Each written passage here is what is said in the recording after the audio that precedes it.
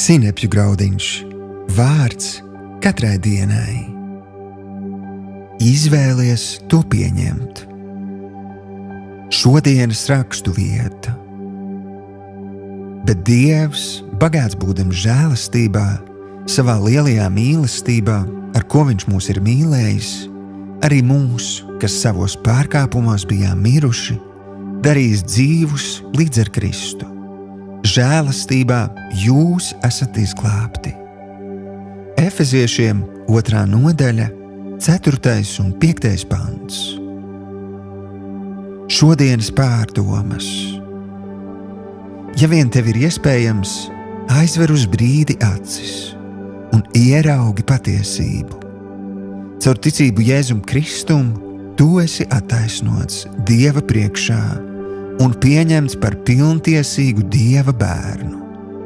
Savā neizmērojamā žēlastībā Viņš tev ir iedevis savu garu un spēku, lai tu kopā ar viņu dzīvotu dievbijīgu un svētītu dzīvi šodien un mūžīgi.